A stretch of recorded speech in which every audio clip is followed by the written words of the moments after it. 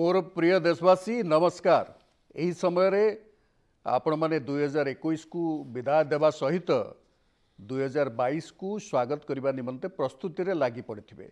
नुआ वर्ष रे प्रत्येक व्यक्ति प्रत्येक संस्था नुआ वर्ष रे केमिति भल करिवे किछिटा अधिक कार्य करिवे से संकल्प नहीं थांती। गत 7 वर्ष धरी आमर यही मन की बात मध्य व्यक्ति मानकर समाजर तथा देशर भल भल कथा गुड़ी को सामना को आनिबा सहित आहुरी भल करिबा पई आहुरी भल हेबा पई प्रेरणा दे आसीछि। एही 7 वर्ष धरी मन की बात करिबा सहित मु सरकार को कृतित्व बाबद रे मध्य चर्चा करि पारथांती। आपन को मध्य या भल लागि थांता, आपन मध्य या को प्रशंसा करथांते। किंतु मोर दशंधीर अनुभूति हला जे मीडियार चाकचक्य ठारू दूर रे खबर कागजर शिरोनामा ठारू दूर रे मध्य कोटी कोटी लोक अछंती जे माने कि बहुत भल काम करछंती। से माने देशर आगामी भविष्यत निमंते निजर वर्तमान को उत्सर्ग कर दैछंती। से माने देशर आगामी पीढ़ीर उन्नति निमंते निजस्व प्रयास जारी रखिवा सहित प्राणपणे जुटी जाइछंती। एभली व्यक्ति मानकर कार्य अनेक शांति देइथाय, गभीर प्रेरणा देइथाय। मो पई मन की बात सबु बेले एभली व्यक्ति मानकर प्रयास रे भरपूर रहिथिबा, प्रस्फुटित रहिथिबा, सुसज्जित होई रहिथिबा एक सुंदर उपवन निश्चय।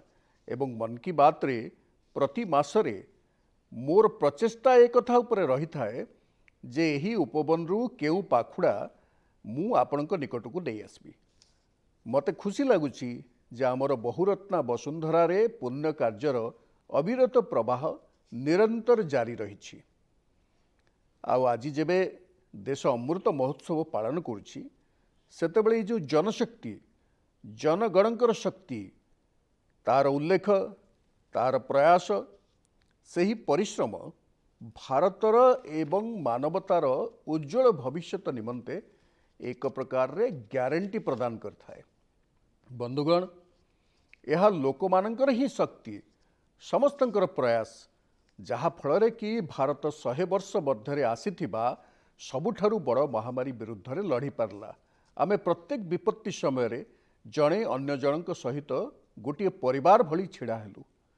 निज बस्ती बा सहर रे काहाकु साहाय्य करिबा बेले जहा द्वारा जहा किछि संभव ताठारु अधिक करिवार चेष्टा कले। आज विश्व रे टीकाकरण जो परिसंख्यान रही ताहार तुलना भारत सहित कले जना पड़े देश किभली अभूतपूर्व कार्य करिछि, केते बड़ लक्ष्य हासिल करिछि। वैक्सीन रो 140 कोटी डोज रो माइल खुंट को पार करिबा प्रत्येक भारतवासी निजस्व कृतित्व। यह प्रत्येक भारतीयंकर शासन व्यवस्था उपरे भरोसा दर्शाउछि, विज्ञान उपरे भरोसा को दर्शाउछि, वैज्ञानिकों उपरे भरोसा को दर्शाउछि एवं एथि सहित समाज प्रति निजर दायित्व मध्य पालन करुछि। यह भारतवासी इच्छा शक्तिर प्रमाण भी निश्चय। किंतु बंधुगण, आमुक यह मध्य ध्यान देवाकू हेबो जे कोरोनार एक नुआ रूप आसी जाइछि। गत 2 वर्षर आमर अनुभूति हैला जे ही वैश्विक महामारी को परास्त करने निमंते जड़े नागरिक भाव में आमर निजस्व प्रयास अत्यंत महत्वपूर्ण। ये जो नुआ ओमिक्रॉन वेरिएंट आसी आम वैज्ञानिक माने तार अध्ययन क्रमागत भाव कर प्रत्येक दिन नुआ नुआ तथ्य से मिलूँ, से परामर्श उपर कार्य करा जाउछि। सेथिपाई निजस्व सजागता निजस्व श्रृंखला कोरोनार एही वेरिएंट विरुद्ध रे निश्चित भाव में देशर बहुत बड़ शक्ति। आमर सामूहिक शक्ति ही कोरोना को परास्त करिबो। एही दायित्वबोध सहित आमको 2022 रे प्रवेश करने को हेबो। मोर प्रिय देशवासी, महाभारत युद्ध समय रे भगवान श्रीकृष्ण अर्जुन को कहिथिले नभः स्पृशं दीप्तं, अर्थात गर्वर सहित आकाश को छुईबा। यह मध्य आम भारतीय वायुसेनार आदर्श वाक्य। भारत मातार सेवारे लागिथिबा अनेक जीवन आकाशर ही उच्चता को प्रतिदिन गर्वर सहित स्पर्श करिथांती एवं आमको बहुत किछि शिखाई थांती। एही भली एक जीवन थिला ग्रुप कैप्टेन वरुण सिंह। ବରୁଣ ସିଂ ସେହି ହେଲିକପ୍ଟରକୁ ଉଡ଼ାଉଥିଲେ ଯାହା ଏହି ମାସ ତାମିଲନାଡୁରେ ଦୁର୍ଘଟଣାର ଶିକାର ହୋଇଗଲା। ଏହି ଦୁର୍ଘଟଣାରେ ଆମ ଦେଶର ପ୍ରଥମ ସିଡିଏସ୍ ଜେନେରାଲ ବିପିନ ରାୱତ ତଥା ତାଙ୍କ ପତ୍ନୀଙ୍କ ସହିତ କେତେଜଣ ବୀରଙ୍କୁ ହରାଇ ବସିଲୁ। ବରୁଣ ସିଂ ମଧ୍ୟ ମୃତ୍ୟୁ ସହିତ କିଛି ଦିନ ବୀରତ୍ୱର ସହିତ ଲଢ଼ିଲେ, କିନ୍ତୁ ପରିଶେଷରେ ସେ ମଧ୍ୟ ଆମକୁ ଛାଡ଼ି ଚାଲିଗଲେ। ବରୁଣ ଯେତେବେଳେ ହସ୍ପିଟାଲରେ ଥିଲେ ସେହି ସମୟରେ ମୁଁ ସୋସିଆଲ ମିଡ଼ିଆରେ କିଛି ଏଭଳି ଦେଖିଲି ଯାହାକି ମୋ ହୃଦୟକୁ ଛୁଇଁଗଲା। ଏହି ବର୍ଷ ଅଗଷ୍ଟ ମାସରେ ତାଙ୍କୁ ଶୌର୍ଯ୍ୟ ଚକ୍ର ପ୍ରଦାନ କରାଯାଇଥିଲା। ଏହି ସମ୍ମାନ ପାଇବା ପରେ ସେ ନିଜ ସ୍କୁଲର ପ୍ରିନ୍ସିପାଲଙ୍କୁ ଗୋଟିଏ ଚିଠି ଲେଖିଥିଲେ। ସେହି ଚିଠି ପଢ଼ିବା ପରେ ମୋ ମନରେ ଏହି ପ୍ରଥମ ବିଚାର ଆସିଥିଲା ଯେ ସଫଳତାର ଶୀର୍ଷରେ ପହଞ୍ଚିବା ପରେ ମଧ୍ୟ ସେ ନିଜର ମୂଳ ସ୍ଥିତିକୁ ଭୁଲି ନଥିଲେ। ଦ୍ୱିତୀୟ କଥା ହେଲା, ଯେବେ ତାଙ୍କ ନିକଟରେ ନିଜ ସଫଳତାକୁ ସେଲିବ୍ରେଟ୍ କରିବାର ସମୟ ଥିଲା, ସେତେବେଳେ ସେ ଆଗାମୀ ପିଢ଼ି ବିଷୟରେ ଚିନ୍ତା କରୁଥିଲେ। ସେ ଚାହୁଁଥିଲେ ଯେ ଯେଉଁ ସ୍କୁଲରେ ସେ ପଢ଼ିଛନ୍ତି ସେଠାକାର ବିଦ୍ୟାର୍ଥୀମାନଙ୍କ ଜୀବନ ମଧ୍ୟ ଏକ ସେଲିବ୍ରେସନରେ ପରିଣତ ହୋଇଯାଉ। ନିଜର ଚିଠିରେ ବରୁଣ ସିଂ ଜୀ ନିଜ ପରାକ୍ରମକୁ ବଖାଣି ନଥିଲେ, ବରଂ ନିଜ ଅସଫଳତାର କଥା ଉଲ୍ଲେଖ କରିଥିଲେ। କିଭଳି ସେ ନିଜର ଦୁର୍ବଳତାକୁ ସାମର୍ଥ୍ୟରେ ପରିବର୍ତ୍ତନ କରିଦେଲେ ସେହି କଥା କହିଛନ୍ତି। ଏହି ପତ୍ରରେ ଗୋଟିଏ ସ୍ଥାନରେ ସେ ଲେଖିଛନ୍ତି, ମଧ୍ୟମ ଧରଣର ଛାତ୍ର ହେବା ଆଦୌ ଖରାପ କଥା ନୁହେଁ। ସ୍କୁଲରେ ସମସ୍ତେ ପଢ଼ିବାରେ ପାରଙ୍ଗମ ହୋଇପାରିବେ ନାହିଁ ଏବଂ ସମସ୍ତେ ମଧ୍ୟ 90ରୁ ଅଧିକ ନମ୍ବର ପାଇପାରିବେ ନାହିଁ। ଯଦି କିଏ ପାଆନ୍ତି ତେବେ ନିଶ୍ଚିତ ଭାବେ ଏହା ଏକ ଚମକପ୍ରଦ କୃତିତ୍ୱ ଏବଂ ପ୍ରଶଂସନୀୟ ମଧ୍ୟ। ତେବେ ଯଦି କେହି ଏହି କୃତିତ୍ୱ ହାସଲ କରିନଥାଏ ତେବେ କେହି ନିଜକୁ ମଧ୍ୟମ ଧରଣର ବୋଲି ଭାବିବା ଉଚିତ ନୁହେଁ। ତୁମେ ସ୍କୁଲରେ ମଧ୍ୟମ ଧରଣର ଛାତ୍ର ହୋଇପାର, କିନ୍ତୁ ଜୀବନରେ ସଫଳତା ପ୍ରାପ୍ତି ନିମନ୍ତେ ଏହା ଆଦୌ ଏକ ପ୍ରତିବନ୍ଧକ ନୁହେଁ। ଅନ୍ତରର ଆହ୍ୱାନ ଅନୁସାରେ ଆଗେଇ ଯାଅ। ଏହା କଳା ହୋଇପାରେ, ସଙ୍ଗୀତ, ଗ୍ରାଫିକ୍ ଡିଜାଇନ ବା ସାହିତ୍ୟ ହୋଇପାରେ। ଯାହା ବି ହେଉନା କାହିଁକି ସେଥିପ୍ରତି ନିଷ୍ଠାବାନ ହୁଅ, ନିଜର ସର୍ବଶ୍ରେଷ୍ଠ ଦେବାକୁ ଚେଷ୍ଟା କର। ଏଭଳି ଚିନ୍ତାରୁ ନିଜକୁ ଦୂରେଇ ରଖ ଯେ ମୁଁ ଆହୁରି ଅଧିକ କିଛି କରିପାରିଥାନ୍ତି। ବନ୍ଧୁଗଣ, ସାଧାରଣରୁ ଅସାଧାରଣ ବନିବାର ଯେଉଁ ମନ୍ତ୍ର ସେ ଦେଇଛନ୍ତି ତାହା ମଧ୍ୟ ସେହିଭଳି ମହତ୍ତ୍ୱପୂର୍ଣ୍ଣ। ସେହି ପତ୍ରରେ ବରୁଣ ସିଂ ଲେଖିଛନ୍ତି, କେବେ ହେଲେ ଆଶା ହରାଅ ନାହିଁ। କେବେ ହେଲେ ଏହା ଭାବ ନାହିଁ ଯେ ଯାହା ମୁଁ ହେବାକୁ ଚାହୁଁଛି ସେଥିରେ ମୁଁ ଭଲ କରିପାରିବି ନାହିଁ। କିଛି ବି ସହଜରେ ମିଳେ ନାହିଁ। ଏହା ତ୍ୟାଗ ଆବଶ୍ୟକ କରେ, ସମୟର ଏବଂ ସ୍ୱାଚ୍ଛନ୍ଦ୍ୟର। ମୁଁ ମଧ୍ୟମ ଧରଣର ଛାତ୍ର ଥିଲି, ଆଜି କିନ୍ତୁ ମୁଁ ନିଜ କ୍ୟାରିୟରରେ ଏକ କଷ୍ଟସାଧ୍ୟ ମାଇଲଖୁଣ୍ଟ ନିକଟରେ ପହଞ୍ଚି ପାରିଛି। ଏକଥା ଭାବ ନାହିଁ ଯେ ତୁମେ ନିଜ ଜୀବନରେ କେଉଁ ପ୍ରକାର ସଫଳତା ହାସଲ ନିମନ୍ତେ ସମର୍ଥ ତାହା ତୁମ ଦ୍ୱାଦଶ ଶ୍ରେଣୀ ବୋର୍ଡ଼ ପରୀକ୍ଷାର ନମ୍ବର ଦ୍ୱାରା ସ୍ଥିର ହେବ। ନିଜ ଉପରେ ବିଶ୍ୱାସ ରଖ ଏବଂ ସେ ଦିଗରେ କାର୍ଯ୍ୟ କର। ବରୁଣ ଲେଖିଥିଲେ ଯେ ଯଦି ସେ ଜଣେ ଛାତ୍ରଙ୍କୁ ବି ପ୍ରେରଣା ଦେଇପାରିଲେ ତାହା ମଧ୍ୟ ବହୁତ ହେବ, କିନ୍ତୁ ଆଜି ମୁଁ କହିବାକୁ ଚାହିଁବି ଯେ ସେ ସମଗ୍ର ଦେଶକୁ ପ୍ରେରଣା ଦେଇଛନ୍ତି। ତାଙ୍କର ପତ୍ର କେବଳ ଛାତ୍ରମାନଙ୍କ ପାଇଁ ହୋଇଥାଇପାରେ, କିନ୍ତୁ ସେ ଆମର ସମ୍ପୂର୍ଣ୍ଣ ସମାଜକୁ ହିଁ ବାର୍ତ୍ତା ଦେଇଛନ୍ତି। ବନ୍ଧୁଗଣ, ପ୍ରତିବର୍ଷ ମୁଁ ଏହିଭଳି ବିଷୟକୁ ନେଇ ବିଦ୍ୟାର୍ଥୀମାନଙ୍କ ସହିତ ପରୀକ୍ଷା પર ଚର୍ଚ୍ଚା କରିଥାଏ। ଏ ବର୍ଷ ମଧ୍ୟ ପରୀକ୍ଷା ପୂର୍ବରୁ ଛାତ୍ରଛାତ୍ରୀଙ୍କ ସହିତ ଚର୍ଚ୍ଚାର ଯୋଜନା କରୁଛି। ଏହି କାର୍ଯ୍ୟକ୍ରମ ନିମନ୍ତେ 2 ଦିନ ପରେ 28 ଡିସେମ୍ବରରୁ mygov.inରେ ପଞ୍ଜୀକରଣ ମଧ୍ୟ ଆରମ୍ଭ ହେବାକୁ ଯାଉଛି। ଏହି ପଞ୍ଜୀକରଣ 28 ଡିସେମ୍ବରରୁ 20 ଜାନୁଆରୀ ପର୍ଯ୍ୟନ୍ତ ଚାଲିବ। ଏଥିପାଇଁ ନବମରୁ ଦ୍ୱାଦଶ ଶ୍ରେଣୀର ଛାତ୍ରଛାତ୍ରୀଙ୍କ ସହିତ ଶିକ୍ଷକ ତଥା ପିତାମାତାଙ୍କ ନିମନ୍ତେ ଅନଲାଇନ୍ ପ୍ରତିଯୋଗିତା ମଧ୍ୟ ଆୟୋଜିତ ହେବ। ମୁଁ ଚାହିଁବି ଯେ ଆପଣମାନେ ସମସ୍ତେ ଏଥିରେ ନିଶ୍ଚୟ ଭାଗ ନିଅନ୍ତୁ। ଆପଣଙ୍କ ସହିତ ସାକ୍ଷାତ କରିବାର ସୁଯୋଗ ମିଳିବ। ଆମେ ସମସ୍ତେ ମିଶି ପରୀକ୍ଷା, କ୍ୟାରିୟର, ସଫଳତା ଏବଂ ବିଦ୍ୟାର୍ଥୀ ଜୀବନ ସହିତ ଜଡ଼ିତ ଅନେକ ପ୍ରସଙ୍ଗ ଉପରେ ମନ୍ଥନ କରିବା। ମୋର ପ୍ରିୟ ଦେଶବାସୀ, ମନ୍ କି ବାତ୍ରେ ଏବେ ମୁଁ ଆପଣମାନଙ୍କୁ କିଛି ଏଭଳି ଶୁଣାଇବାକୁ ଚାହେଁ ଯାହା ଦରିଆ ପାରିରୁ ବହୁତ ଦୂରରୁ ଆସିଛି। ଏହା ଆପଣଙ୍କୁ ଆନନ୍ଦିତ କରିବା ସହିତ ଚମତ୍କୃତ ମଧ୍ୟ କରିଦେବ।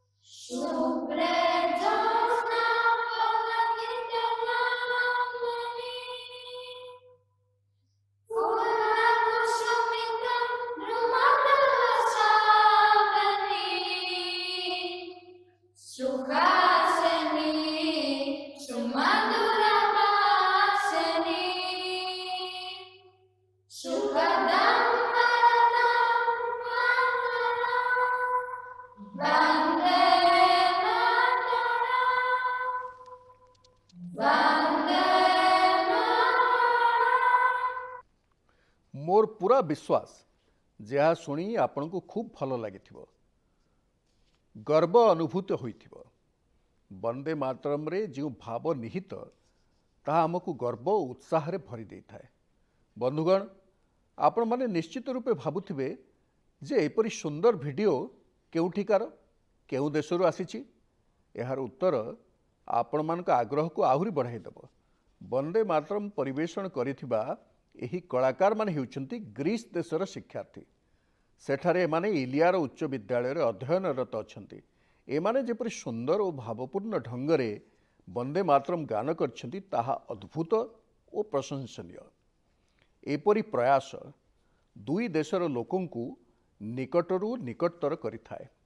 मु ग्रीस रही छात्र छात्री तथा सेमानंकर शिक्षक मंडली को अभिनंदन जनाउछि। स्वाधीनतार अमृत महोत्सव बेलारे सेमानंकर एही प्रयास प्रति मु प्रशंसा जनाउछि। बंधुगण मु लखनऊ निवासी नीलेश जी द्वारा प्रेरित एक वार्तार चर्चा करने को चाहूँगी। नीलेश जी लखनऊ रे अनुष्ठित एक अनन्य ड्रोन शोर बहुत प्रशंसा करछंती। एही ड्रोन शो लखनऊर रेसिडेंसी क्षेत्र में आयोजित होइथिला। रेसिडेंसीर प्राचीर समूह 1857 भारतर प्रथम स्वाधीनता संग्राम प्रमाण आज भी स्पष्ट देखा मिलता है। रेसिडेंसी होइथिबा ड्रोन शो रे भारतर स्वाधीनता संग्राम भिन्न भिन्न घटनावली को जीवंत करी गढ़ी तोला जाइथिला। ता चौरी चौरा आंदोलन हेउ अबा काकोरी रेल घटना अथवा नेताजी सुभाष बाबूंको अदम्य साहस और पराक्रम यही सबु प्रदर्शन द्वारा ड्रोन शो समस्त हृदय जीति नहीं। आपण माने मध्य एही प्रकार रे निज शहर रे गाँ मानकरे स्वाधीनता संग्राम सह जोड़ी होइथिबा असाधारण अनुभव सबको लोकलोचन को आनीपारे। एथिपाई आपण माने प्रजुक्तिर सहायता मध्य भरपूर नहीं पारे। स्वाधीनतार अमृत महोत्सव आम मानकु स्वतंत्रता संग्राम स्मृति को सजीव करने सह से सबुर अनुभव निमंते अवसर प्रदान करे। यह देश पई नूतन संकल्प नेबापई किछि करी देखैबार इच्छाशक्ति प्रदर्शन निमंते एक प्रेरणादायी उत्सव, प्रेरणादायी अवसर। आसंतु स्वाधीनता संग्राम महान व्यक्तित्वों द्वारा अनुप्रेरित हेबा और देश गठन रे आमर प्रयास को आहुरी मजबूत करबा। मोर प्रिय देशवासी, आम भारत रे एपरी अनेक असाधारण प्रतिभा भरी रहिछंती जो मानक कृतित्व अन्य मानक भी किछि करी देखाइबा पई अनुप्रेरित करुछि। एभली जने व्यक्ति होचंती तेलंगानार डॉक्टर कुरेला विठलाचार्य जी। तांकर बयस हेउछि 84 वर्ष। विठलाचार्य महाशय यही कथार प्रमाण देइछंती जे जेबे निजर स्वप्न साकार करिबार कथा उठे सेतबेले बयस किछि माने रखे नाही। बंधुगण विठलाचार्य जी पिला बेलू इच्छा थिला एक बड़ धरणर पाठागार खोलिबा पई। सेतबेले देश पराधीन थिला। किछि परिस्थिति एपरि थिला जे पिला बेलर स्वप्न सेतबेले स्वप्न रे ही रहिगला। समयक्रमे विठलाचार्य जी अध्यापक हेले, तेलुगु भाषार गभीर अध्ययन कले, आउ एही भाषा रे अनेक सृजनात्मक रचना मध्य करछंती। 6-7 वर्ष पूर्वरु से पुनश्च निज स्वप्न परिपूरण करिबारे जुटी गले। से निजर पुस्तक गुड़िकरू ही पाठागार अयम आरंभ कले। निजर सारा जीवनर उपार्जन एथिरे विनियोग कले। धीरे धीरे लोक माने एथिरे जोड़ी हेले और निज निजर योगदान देले। यदाद्री भुवनागिरी जिल्लार रमन्नापेट मंडल स्थित एही पाठागार रे प्राय 2 लाख पुस्तक रही। विठलाचार्य जी कहती जे पढ़िबा पई तांकु जे असुविधार सम्मुखीन हेबाकु पड़िथिला ताहा जेपरि आउ काहाकु करिबाकु न पड़ू। आज तांकु एहा देखि बहुत आनंद मिलुछि जे बहु संख्यार विद्यार्थी मानकु एहार सुफल मिलुछि। तांकर एही प्रयासरु प्रेरणा लाभ करी अन्य बहु ग्रामर अधिवासी माने मध्य पाठागार निर्माण रे जुटी जाइछन्ति। बंधुगण पुस्तक गुड़िक केवल ज्ञान प्रदान करते नहीं बरं व्यक्तित्व को मार्जित करिथांती और जीवन को गढ़ी। बही पढ़िबार शौक एक अद्भुत संतोष प्रदान करिथाए। आजिकाली मु देखुची लोके गर्वर सह कहउचंती जे सेमाने वर्ष मध्यरे केते पुस्तक पढ़िचंती, आगो को आ केते बही पढ़िबार अछि। ଏହା ଏକ उत्तम धारा जहाक आग को बढ़ाइबाक हेब। मु मध्य मन की बातर श्रोता मानक कहबी जे आपण माने ए वर्षर निजर मनपसंदर 5टी पुस्तक विषय कहतु। यह द्वारा आपण वर्ष 2022 रे अन्य पाठक वर्ग को उत्तम पुस्तक चयन करिवार सहायक हेबे। एपरि एक समय जेतेबेले स्क्रीन टाइम बढ़िबारे लागिछि, पुस्तक पठन जेपरि अधिकरु अधिक लोकप्रिय हेबो से दिगरे आमको मिलीमिशी प्रयास करबाक हेबो। मोर प्रिय देशवासी, सांप्रतिक समय रे मोर ध्यान एक रोचक प्रयास आड़ को जाइछि। यह हेउछि आमर प्राचीन ग्रंथ और सांस्कृतिक मूल्यबोध को केवल भारत नुहे बरं समग्र विश्व रे लोकप्रिय करिवार प्रयास। पुणे सहर रे भंडारकर प्राच्य तत्व संस्था नाम रे एक संगठन अछि। एही संस्थान पक्षरु अन्य देशर व्यक्तिविशेषों को महाभारतर महत्व सह परिचित कराइबा पई ऑनलाइन पाठ्यक्रम आरंभ होइछि।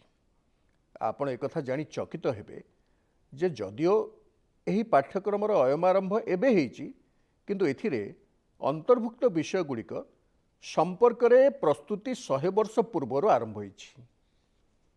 तेणु संस्थान पक्षरु एथि सहित संपर्कित पाठ्यक्रम आरंभ करागला बेले एहाको अभूतपूर्व समर्थन मिलिथिला। मु ई सुंदर प्रयासर चर्चा एथिपई करबाकू चाहूँगी जे लोक माने अवगत हुअन्तु कि आम परंपरार विभिन्न प्रसंग किपरि अत्याधुनिक उपाय प्रस्तुत करी हेबो।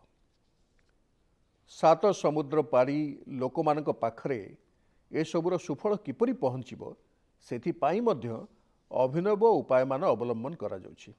बंधुगण, आज सारा दुनिया रे भारतीय संस्कृति संपर्क रे जानिबा पाई आग्रह बढ़िबारे लागिछि।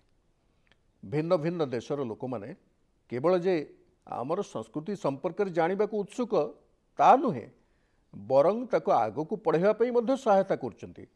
एही भली जड़े व्यक्ति हेले सर्बीय विद्वान डॉक्टर मोमिर निकिच।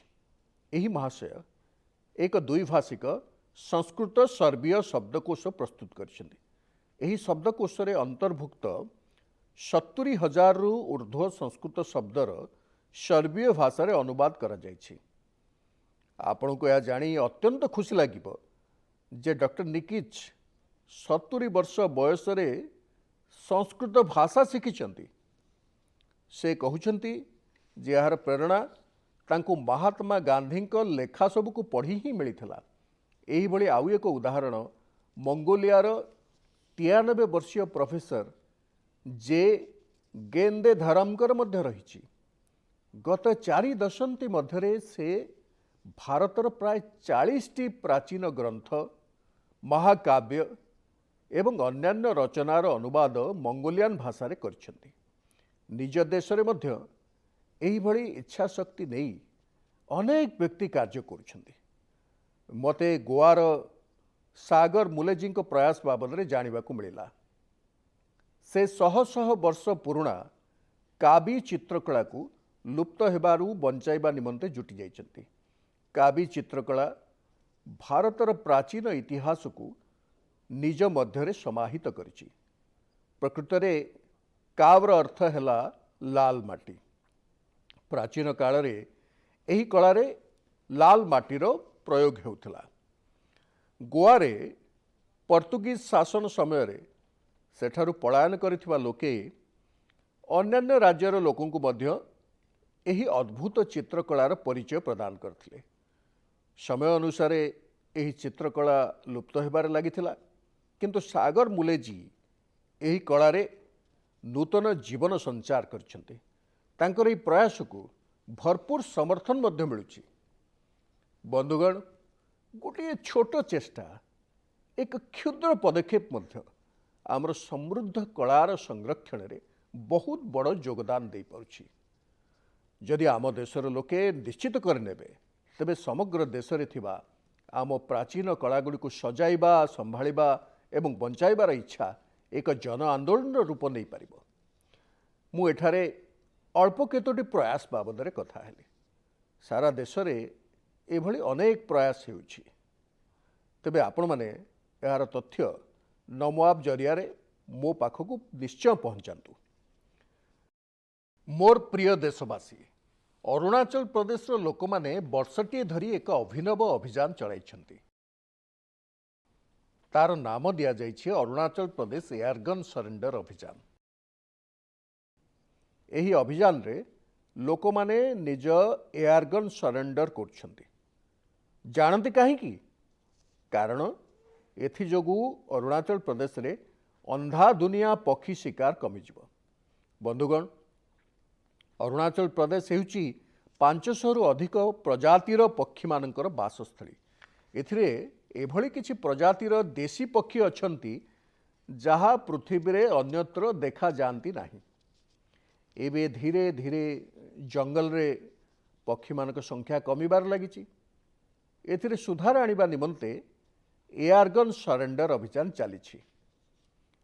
विगत किछि मासरे राज्य सारा पहाड़रू समतल जाए गोटे गोष्ठी अन्य गोष्ठी राज्य रे सबु जगार समस्ते यही अभियान को खोला हृदय रे आपणई। अरुणाचल लोक माने निज इच्छा रे ए जाए 1600 रु अधिक एयरगन सरेंडर कर सारी।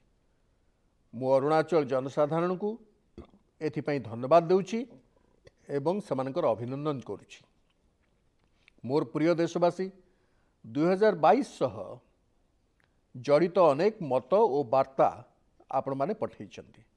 हेले प्रतिथर परी गोटिए विषय अधिकांश लोकंक वार्तार सन्निहित, सेठी हला स्वच्छता और स्वच्छ भारत। स्वच्छतार ही संकल्प अनुशासन, सजागता और समर्पण द्वारा ही पूर्ण हो पारिबो। आमे एनसीसी कैडेट मान द्वारा आरंभ करा जायथिबा पुनीत सागर अभियान में मध्य यार झलक देखा जापे। यही अभियान रे 30,000 रु अधिक एनसीसी कैडेट सम्मिलित होती। एनसीसी रही कैडेट माने समुद्र कूल सफा कर प्लास्टिक अलिया आदि उठाई ताकू रिसाइक्लिंग पाई एकत्र कर आम समुद्र कूल आम पहाड़ पर्वत सेतबेले जाई आम पाई बुलाबुली योग्य हो पारिबो जेबे आमे ताकू सफा रखिबा। बहु व्यक्ति जीवन सारा केउठी को बुली जिबार स्वप्न देखितांती, हेले बुलिबा को जाई सेठारे जानत अजाणतरे अलिया गदा अपरिष्कार करती। आम समस्तक देशवासी को उत्तरदायित्व है जो स्थान आमको एते आनंद देउची ताकू आमे अलिया करिबा नाही। बंधुगण, मोते साफ वाटर नाम रे एक स्टार्टअप विषय जना पड़ी जहाकू किछि युवबंधु मिसी आरंभ करछन्ती। यह आर्टिफिशियल इंटेलिजेंस आउ इंटरनेट ऑफ थिंग्स सहायता रे लोक मानकू सेमानक अंचल रे थिबा पानीर शुद्धता एवं गुणवत्ता विषय सूचना देव। यह ही स्वच्छतार अन्य एक सोपान। लोकंक पाई स्वच्छ और सुस्थ भविष्यत निमंते यही स्टार्टअप उपयोगिता को दृष्टि रखी यहाकू वैश्विक पुरस्कार मिली।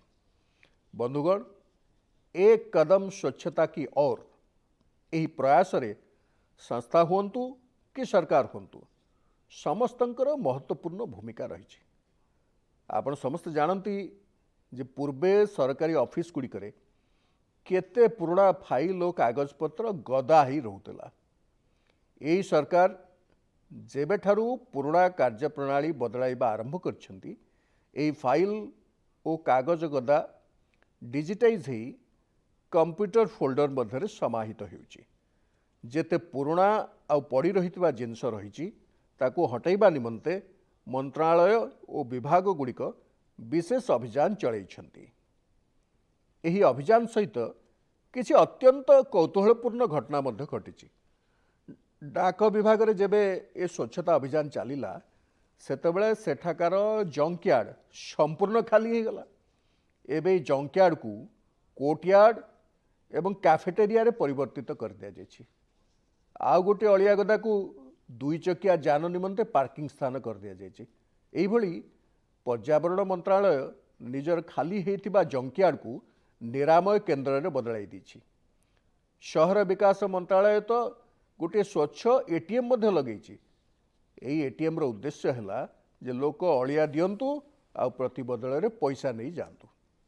नागरिक उड्डयन मंत्रालयर विभाग गुड़िक गछरु पड़ुथिबा सुखिला पत्र आउ जैविक अलियारू जैविक सार तैयारी करने आरंभ कर देइछन्ति। एई विभागटी रदी कागजरू स्टेशनरी उपकरण तैयारी करने आरंभ कर देइछन्ति। आम सरकारी विभाग गुड़िक मध्य स्वच्छता को नहीं एते सृजनशील हो पारती किछि वर्ष पूर्वे केही या विश्वास भी करि पारुनथले, हेले आज यह व्यवस्थार एक अंग हो चली। यह तो देशर नूतन चिंताधारा जार नेतृत्व समस्त देशवासी मिलीमिशी नेउछन्ति। मोर प्रिय देशवासी, मन की बात रे एथर मध्य आमे अनेक विषय कथा हेले। प्रतिथर परी मासक परे आमे पुणी मिसिबा, हेले 2022 रे प्रत्येक नूतन आरंभ आम सामर्थ्य को चिन्हिबार एक अवसर मध्य आनी थाए। जो लक्ष्य गुड़िक विषय रे पूर्वे आमे कल्पना मध्य करुनथले, एबे देश सेगुड़िक पई चेष्टा करुछि।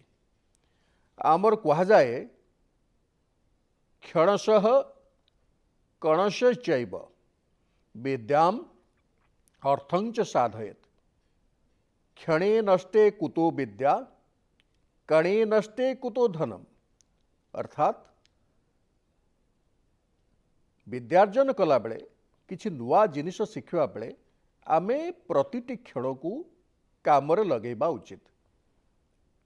आ धन अर्जन कला बेले तथा उन्नति प्रगति कला बेले प्रतिटी कण अर्थात प्रतिटी संसाधनर संबलर समुचित उपयोग करिवा जिबा उचित। कारण क्षण नष्ट हेले विद्या और ज्ञान चली जाए, आ कण नष्ट हेले धन और प्रगतिर रास्ता बंद हो जाए। ए कथाटी आम समस्त देशवासी निमंते प्रेरणा। आमको बहुत किछि शिखिबार अछि, नुआ नुआ उद्भावन करने को अछि, नुआ नुआ लक्ष्य हासिल करने को अछि। एथिपाई क्षणे मात्र समय नष्ट न करी कामरे लागि जिबाकू हेबो। आमको देश को विकासर नूतन उच्चतार नहीं पहुँचाइबाकू हेबो। एथिपाई आमर प्रतिटी संबलर संपूर्ण व्यवहार करने को हेबो। एक प्रकार रे यह आत्मनिर्भरतार भारतर मंत्र। कारण आमे जेतेबेले निज संबलर प्रकृत उपयोग करिथाउ, ताहाकु व्यर्थ हेबाकु देई नथाउ, तेबे जाई आमे स्थानीयतार शक्ति को चिन्हि परिबा, तेबे जाई देश आत्मनिर्भर हेबो। तेणु आसंतु आमे निजर संकल्प को दोहराइबा जे आमे बड़ चिंता करिबा, बड़ बड़ स्वप्न देखिबा, आउ एहाकु पूर्ण करिबा निमंते जीवन को बाजी लगाइदबा। आम स्वप्न केवल आम मानक मध्य सीमित न रहू। आम स्वप्न एभली हेबा उचित जहाँ देश और समाजर विकास सह जड़ित। आम प्रगतिरु देशर प्रगतिर पथ परिष्कार हेउ एवं एथिपाई क्षणटीए कणटीए नष्ट न करी आज ही लगी पड़वा को हेब। मोर पूर्ण विश्वास जे यही संकल्प को नहीं आगामी वर्ष रे देश आग को बढ़िबो। आउ 2022 एक नूतन भारत निर्माणर स्वर्णिम पृष्ठा हेब। यही विश्वास सहित आपण समस्त को 2022 अनेक अनेक शुभेच्छा। बहुत बहुत धन्यवाद।